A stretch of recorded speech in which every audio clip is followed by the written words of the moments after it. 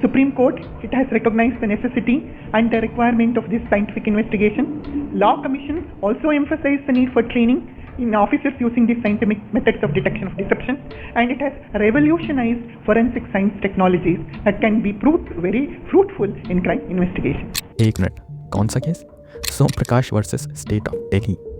तो इस प्रेजेंटेशन के जरिए डॉक्टर मालिनी जी ये कहना चाह रही हैं कि देखो, सुप्रीम कोर्ट ने भी ये माना है कि DDTs यानी कि डिसेप्शन डिटेक्शन टेस्ट यानी कि लाइट डिटेक्टिंग टेस्ट, इन सब की हमारे देश में बहुत ज़रूरत है। सच बताऊं तो मैं ये स्लाइड देखते ही समझ गया था कि इसमें कुछ झूठ तो पक्का छुपा होगा, और होश तो मेरे तब उड़े जब सर्च करने पर सबसे पहले सामने आया 1974 का केस। मैं कंफ्यूज हो गया, मुझे लगा कि इतना पुराना, शायद मैंने गलत केस ढूंढ लिया। तो थोड़ा और सर्च किया और मुझे मिला खुद डॉक्टर मालिनी का रिसर्च पेपर, जिसमें उन्होंने ये एग्जैक्ट सेम पैराग्राफ लिखा हुआ था और रेफरेंस में उस कोर्ट केस का लिंक भी दिया था। मैंने उस पर क्लिक किया और मैं वापस सेम केस पे पहुंच गया। सो आई थॉट कि क्यों ना इसे पूरा ही पढ़ लिया जाए और समझा जाए कि उन्होंने ऐसा क्यों कहा।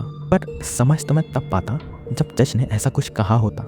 इस स्लाइड के फर्स्ट सेंटेंस के अलावा बाकी जो भी लिखा है उसका इस केस से कोई भी लेना देना नहीं। ये सब शायद मालिनी जी ने बस वर्ड काउंट बढ़ाने के लिए लिख दिया। और जो पहला सेंटेंस है उसकी भी कहानी समझाता हूँ। ये केस हुआ जब एक सरकारी अफसर को घूस लेते हुए पकड़ा गया था। जिस आदमी ने घूस दी थी उसने पुलिस वालों के साथ मिलकर एक जाल बिछाया जिसके तहत नोट्स पर केमिकल लगाया गया था।